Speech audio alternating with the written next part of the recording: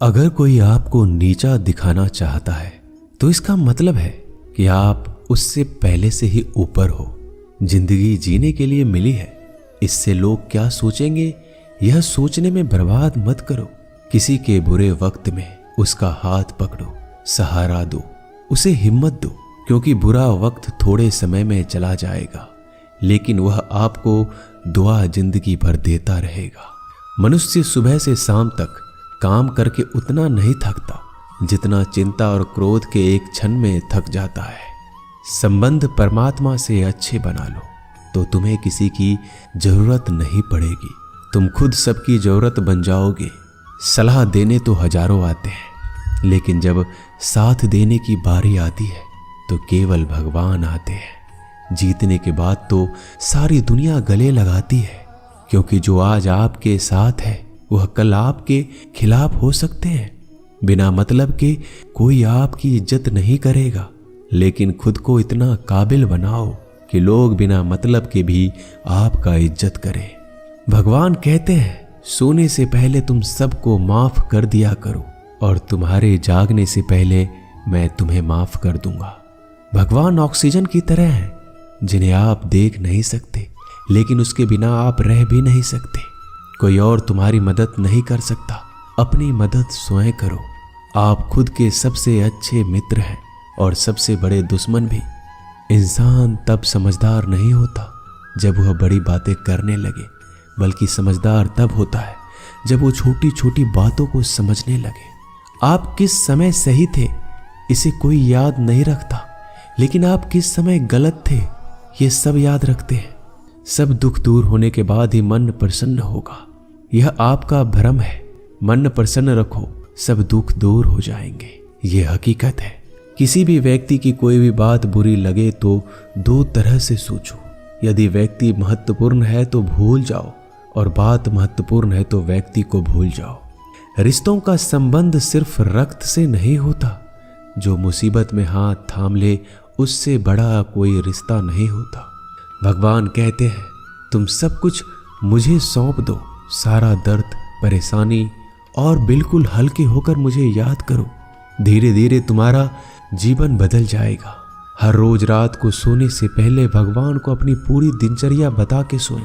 अगर आपके द्वारा किसी का दिल दुखा है तो मन ही मन उससे माफी मांगे। अगर आपका किसी ने दिल दुखाया है तो उसे माफ करके सारी चिंताएं भगवान को सौंप कर सो जाए। यकीन मानिए इससे आपकी जिंदगी खुशनुमा बन जाएगी। क्रोध बोला हुआ एक शब्द इतना जहरीला हो सकता है कि आपकी हजार प्यारी बातों को एक मिनट में नष्ट कर सकता है। सबको हंसाना लेकिन किसी पर भी हंसना मत। सबके दुख बांटना लेकिन किसी को दुखी मत करना। सबकी राह में दीप जलाना लेकिन किसी का दिल जलाना मत। यही जीवन की रीत है, जैसा बोओगे वैसा ही पाओगे। दुआएं और प्रार्थनाएं असंभव को भी संभव बना देती है। ईश्वर को ना हमारे तन की जरूरत है ना धन की, उसको तो बस पवित्र मन की जरूरत है। इसलिए वो हमें कुछ भी छोड़ने के लिए नहीं कहता, बस कहता है बच्चे मन से विकार छोड़ो, गंदे विचार छोड़ो। जो आने वाला है वो हमेशा गुजरे हुए कल से बेहतर होगा। यही एक सोच आपके जीवन में कभी निराशा नहीं होने देगी। झूठ कितना अजीब है, खुद बोलो तो अच्छा लगता है, दूसरे बोले तो गुस्सा आता है। खुशियां चाहे किसी के साथ भी बांट लो, पर गम हमेशा भरोसेमंद इंसान के साथ ही बांटना चाहिए। जीवन में समय चाहे जैसा हो, परिवार के साथ रहो तो सुख बढ़ जाता है, दुख हो तो बढ़ जाता है। सच्चा मित्र वही है जो उस समय में भी आपके साथ खड़ा हो जब सारी दुनिया आपके खिलाफ हो। आपके पास जितना भी है उसके लिए बार बार दिल से धन्यवाद कहें, हर वक्त कहें। यकीन मानिए जितना भी है वो जल्दी कई गुना हो जाएगा।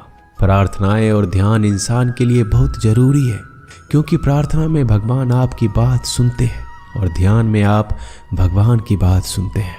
श्री कृष्ण से कितना कुछ छूटा, पहले माँ छूटी, फिर पिता छूटे, फिर जो नंद किशोर मिले वो भी छूटे, संग साथी छूटे, राधा भी छूटी, गोकुल छूटा, फिर मथुरा छूटा। श्री कृष्ण से जीवन भर कुछ न कुछ छूटता ही रहा। नहीं छूटा तो वो था देवत्व, मुस्कान और सकारात्मकता। श्री कृष्ण दुखी नहीं, उत्सव के प्रतीक है। सब कुछ छूटने पर भी कैसे खुश रहा जा सकता है, ये श्री कृष्ण से अच्छा कोई नहीं सिखा सकता। इसलिए हमेशा खुश रहें, सदा मुस्कुराते रहें। जीतने का मजा भी तभी आएगा जब लोग आपके हार का इंतजार करेंगे। गीता में लिखा है, यदि कोई आपको अच्छा लगता है तो अच्छा वो नहीं, अच्छे आप हैं, क्योंकि उसमें अच्छाई देखने वाली नजर आपके पास है। अपनी पीड़ा के लिए संसार को दोष मत दो, अपने मन को समझाओ। तुम्हारे मन का परिवर्तन ही तुम्हारे दुखों का अंत है। सोच और नीयत अच्छी रखिए, फिर आपके कष्ट प्रभु स्वयं दूर कर देंगे। याद रखना, भगवान से कभी उम्मीद छोड़ना नहीं और दुनिया वालों से कभी उम्मीद रखना नहीं। सुख दुख एक सिक्के के दो पहलू है। जहां सुख होगा वहां दुख भी होगा, जहां दुख होगा वहां सुख भी होगा। इसलिए सुख दुख के बारे में बिना सोचे निरंतर अपने लक्ष्य को प्राप्त करने के लिए प्रयास करते रहना चाहिए। एक बात हमेशा याद रखना, किसी के सामने गिड़गिड़ाने से ना मोहब्बत मिलती है ना इज्जत। इसलिए अपने स्वाभिमान को जिंदा रखो। कोई अगर आपकी किस्मत में होगा तो आपके पास खुद ही चलकर आएगा। दूसरों को हराने का मौका मत दो, बस खुद को आगे ले जाने की जिद पालो। कभी हार ना मानने की आदत ही एक दिन जीतने की आदत बन जाती है। सिर्फ दो चीजें मनुष्य के भाग्य का निर्माण करती है। पहला, स्वभाव।